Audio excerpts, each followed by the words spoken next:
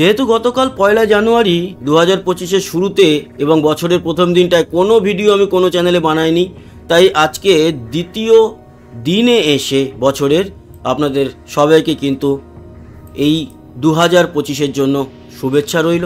সবার ভালো কাটুক এবছর। আজকের আবহাওয়ার আপডেটের শুরুতে উপগ্রহ চিত্র বলছে যে সমগ্র ভারতবর্ষ পরিষ্কার, তবে উত্তর ভারতে কিছুটা ছন্নছাড়া মেঘ রয়েছে। এদিকে আমাদের বেঙ্গল জোনে যদি দেখি তাহলে পশ্চিমবঙ্গ পরিষ্কার আছে, ত্রিপুরা আসাম পরিষ্কার, কিন্তু মধ্য বাংলাদেশ সহ দক্ষিণ থেকে উত্তরের বেশ কিছু জেলা ও উপজেলায় কিছুটা মেঘ লক্ষ্য করা যাচ্ছে, তবে সেই মেঘ কিন্তু বৃষ্টির মেঘ নয়। আবহাওয়া রাডার তাই বলছে। সামান্য মেঘ, হয়তো কিছুটা রৌদ্র বাধা পড়ছে এবং কুয়াশা রয়েছে, সেই কারণেই এই মেঘটা লক্ষ্য করা যাচ্ছে। আমরা চলে যাব বায়ু মোডে এবং দেখব নতুন কোনো ঘূর্ণাবর্ত তৈরি হচ্ছে কিনা আমাদের বঙ্গোপসাগর, আরব সাগরে। তো আজকের এই মুহূর্তে বৃহস্পতিবার 2রা জানুয়ারি 2025-এ দাঁড়িয়ে আমরা কিন্তু কোনো ঘূর্ণাবর্ত আরব সাগর বা বঙ্গোপসাগরে হয়তো দেখতে পাচ্ছি না, কিন্তু ভালোভাবে লক্ষ্য করলে মালদ্বীপের উপরে একটা ভারী নিম্নচাপ রয়েছে।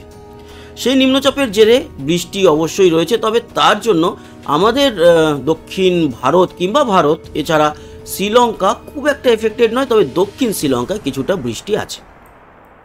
আমরা এরপরে খেলার আপডেটে যাব, সেটা হচ্ছে গিয়ে ট্রাভেল শুটার স্পোর্টস চ্যানেলে যাবে। সেখানে অস্ট্রেলিয়ার সিডনিতে খেলা আছে, সেখানে কীরকম আবহাওয়া থাকবে সেই নিয়ে আলোচনা করব। এখানে নয়, এখানে আমাদের বেঙ্গল জোন এবং ওভারঅল একটা ভারতবর্ষ কীরকম থাকছে সেটাই আপনাদের জানাবো।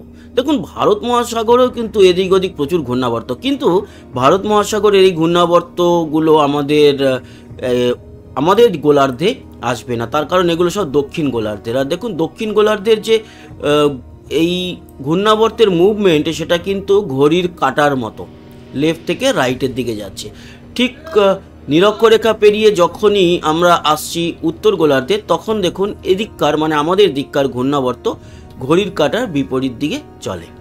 সেরকমই কিন্তু আমাদের বঙ্গোপসাগর, আরব সাগরে তাই হয়। তার জন্য এই ভারত মহাসাগরে তৈরি হওয়া কোনো ঘূর্ণাবর্ত আমাদের এদিকে আসতে পারে না নিরক্ষরেখা পেরিয়ে।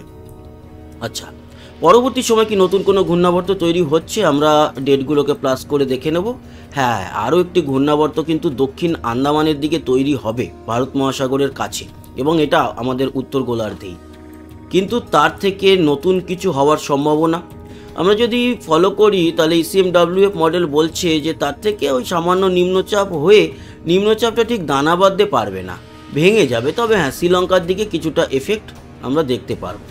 আমরা যদি GFS মডেলে যাই, GFS মডেল কি বলছে? GFS মডেল বলছে যে ঘূর্ণাবর্ত তৈরি হবে, কিন্তু তারপর ঘূর্ণাবর্ত তৈরি হয়ে একটা ভারী নিম্নচাপ বা অতি ভারী নিম্নচাপ তৈরি হতে পারে, যেটা বলছে GFS মডেল। ECMWF বলছে যে নিম্নচাপটা খুব একটা বেশি দানা বাঁধতে পারবে না। তবে দুটো মডেলের মধ্যে কেউই বলছে না যে ঘূর্ণিঝড় হওয়ার সম্ভাবনা। ঘূর্ণিঝড় হচ্ছে না, এটুকু আমরা, ঘূর্ণিঝড় হওয়ার সময়ও নয় এটা। ঘূর্ণিঝড় সেই আবার সামনের মানে এই 2025-এই এপ্রিল মের দিকে আসবে, আমাদের বেঙ্গলের দিকে বা বাংলাদেশ বা উড়িষ্যার দিকে আসবে। এটা মোটামুটি আগাম একটা বলেই দেওয়া যায়। পরবর্তী সময় এই সব নিয়ে আলোচনা করা যাবে। যাই হোক, আমাদের বেঙ্গলের উপরে কোনো এফেক্ট আসছে না, নতুন কোনো নিম্নচাপ নেই। আর যদি আমরা বৃষ্টি ও বজ্রমুডে যাই তাহলে আগামী দিনে নতুন কোনো ভারী বৃষ্টি হিসাবে আমাদের পশ্চিমবঙ্গ, বাংলাদেশ, ত্রিপুরা, আসামের দিকে আসছে না, সেটা তো দেখেই নিলাম। কিন্তু দক্ষিণ ভারতের দিকে নতুন একটি নিম্নচাপ আসবে, তার জের হয়তো পড়বে পরবর্তী সময়, আরও ভালোভাবে বোঝা যাবে। আপাতত যেটা দেখা যাচ্ছে তাতে খুব একটা ভারী কিছু হওয়ার সম্ভাবনা নেই। কিন্তু আমাদের বেঙ্গল জোনে কোনো কিছুই নেই। বেঙ্গল জোনে শুধু তাপমাত্রা পরিবর্তন ছাড়া আর কিছু নেই। আচ্ছা, তাপমাত্রা কিন্তু অনেকটা পরিবর্তন হয়েছে, আপনারা দেখতেই পাচ্ছেন। এবং আজকে ভোর রাতে ছিল 13 কলকাতায়, এছাড়া বাঁকুড়া, পুরুলিয়ার দিকে ছিল 10-11। আগামীকালকে কীরকম থাকবে, আগামী দিনগুলোয় কীরকম থাকবে সেই সব নিয়ে আলোচনা করব। তবে বৃষ্টি যে নেই সেটা তো আমরা দেখতেই পেলাম, এবং বৃষ্টির পরিমাণেও আমরা সেটাই দেখলাম যে কোথাও বৃষ্টি নেই। এবার আসি তাপমাত্রায় আজকের এই মুহূর্তে দুপুরে কলকাতায় 23, খারাপ নয়। কলকাতায় 23 সহ বাঁকুড়া, পুরুলিয়া 21-22, বর্ধমান 23, শান্তিপুর, তারপর নদিয়া এগুলো সব 22, 21-এর মধ্যে, চন্দননগর 22, হাওড়া হুগলি 22-এর মধ্যে, হলদিবাড়ি 22-23, এদিকে দক্ষিণ 24 পরগনা জুড়েই মোটামুটি 23-এর মতো। আর নামখানা ফ্রেজারগঞ্জ 22-23-এর মধ্যে, জয়নগর মজিলপুরও 22-এর মধ্যে, দীঘা মন্দারমণি সহ 2 মেদিনীপুর 22-23-এর মধ্যেই আজকে রয়েছে দুপুরে। আর ঝাড়গ্রাম 23-এর মতো রয়েছে। এই হচ্ছে কি আমাদের দক্ষিণবঙ্গের তাপমাত্রা। বর্ধমানও মোটামুটি যেটা দেখলাম 23-এর মধ্যেই, তার মানে 22-23-এর মধ্যে আজকে রয়েছে আমাদের দক্ষিণবঙ্গ। ওদিকে উত্তরবঙ্গে মালদা সহ বালুরঘাট ও 2 দিনাজপুর 21-22-এর মধ্যে, করণদিঘি থেকে শুরু করে রায়গঞ্জ সবই 21-এর মধ্যে, মানে উত্তর দিনাজপুর, দার্জিলিং 18, শিলিগুড়ি 22 এবং এদিকে উত্তরবঙ্গের আলিপুরদুয়ার, কোচবিহার, শীতলকুচি, দিনহাটা এগুলো 22-এর মতো, জলপাইগুড়ি ধূপগুড়িও 22-23-এর মধ্যে। এই হচ্ছে কি তাপমাত্রা এই মুহূর্তে সর্বোচ্চ। এছাড়া বাংলাদেশে উত্তরে 22, ময়মনসিংহ 23, ঢাকা 24, কুমিল্লা এই দিকটা 24, সিলেট আবার 25, খুলনা বরিশালের দিকটায় 23-24, রাজশাহী মেহেরপুর 21-22, চিটাগাং, মহেশখালী, কক্সবাজার, টেকনাফ এগুলো সব 25-26-এর মধ্যে। এদিকে ত্রিপুরা 24-25-এর মতো, শিলচর 26, আসামের গোয়ালপাড়া, গুয়াহাটি 23 থেকে 24-এর মধ্যে। এই হচ্ছে এই মুহূর্তে তাপমাত্রা। চলে যাব কাল ভোর রাতে তাপমাত্রা কমে কতটা হবে সেটাও দেখে নিই। কাল ভোর রাতে তাপমাত্রা বেশ অনেকটা কম থাকবে। 13 থাকবে কলকাতা এবং চন্দননগর সহ, হুগলি 12-র মধ্যে, বর্ধমান 11, শান্তিপুর, নদিয়া, চাকদা 10-11, মুর্শিদাবাদ 10-11, নলহাটি, সিউড়ি বা বীরভূম 10-11-র মধ্যে, দুর্গাপুর 11, পুরুলিয়া 11, বাঁকুড়া 11, খড়গপুর 12, ঝাড়গ্রাম 12 এবং এদিকে পূর্ব পশ্চিম মেদিনীপুর, বিশেষ করে পশ্চিম মেদিনীপুর মোটামুটি 12-র মধ্যে, পূর্ব মেদিনীপুরও কিন্তু 12-13-এর মধ্যে, কাথি 12, দীঘা 13, হলদিয়া 13, নামখানা 13, ফ্রেজারগঞ্জ 16 হলেও, হলদিবাড়ি 15 হলেও আর একটু ভিতর দিকেই গোসাবা, জয়নগর মজিলপুর এগুলো কিন্তু 12-14-র মধ্যে। তার মানে তাপমাত্রা বেশ খানিকটা নিচের দিকে আছে, তাই ঠান্ডা অনেকটাই কিন্তু আমরা পাচ্ছি।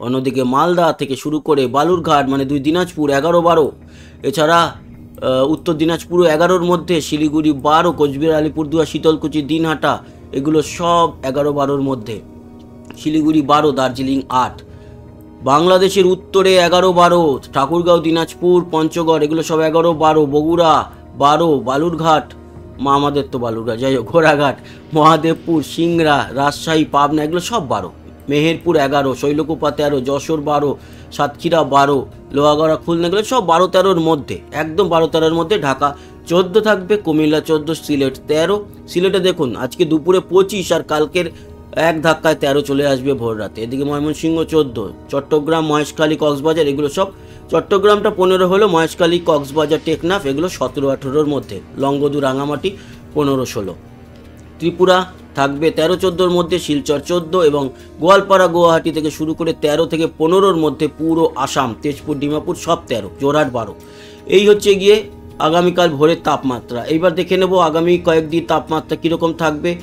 আগামী শুক্রবার দেখলাম, শনিবার যদি দেখি কত থাকছে। শনিবার ভোর রাতে কিন্তু মোটামুটি একই থাকবে, 1 ডিগ্রি হয়তো এদিক ওদিক হবে, কিন্তু খুব একটা তাপমাত্রার হেরফের হবে না। এদিকে রবিবার যদি দেখি তাহলে রবিবার দিনকে 1 ডিগ্রি করে বাড়বে। তার মানে আগামীকাল 13-র পর আবার কিন্তু 1 ডিগ্রি করে বাড়ছে, এরকমটা দেখতে পাচ্ছি। আমরা একেবারে সরাসরি চলে যাব সেই মঙ্গলবার কিন্তু 16, মানে 1 ডিগ্রি 2 ডিগ্রি করে এদিক ওদিক হবে। তবে আজ এবং আগামীকাল শুক্রবার তাপমাত্রাটা বেশ অনেকটাই পড়েছে, তারপর কিন্তু আবার বাড়ছে। সামনের বুধবার 8 তারিখে 18-ই চলে যাবে তাপমাত্রা। তো এইরকমই একটা তাপমাত্রার মধ্যে দিয়ে যাব। তারপর আবার শুক্রবার, ঠিক সামনের শুক্রবার 13 এক ধাক্কায়।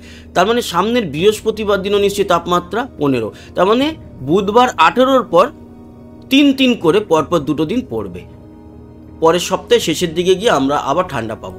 তো এই হচ্ছে গিয়ে আবহাওয়ার আপডেট বন্ধুরা, আশা করি কাজে লেগেছে। সবাই ভালো থাকবেন, সুস্থ থাকবেন, আবার দেখা হবে। ততক্ষণের মতো টাটা।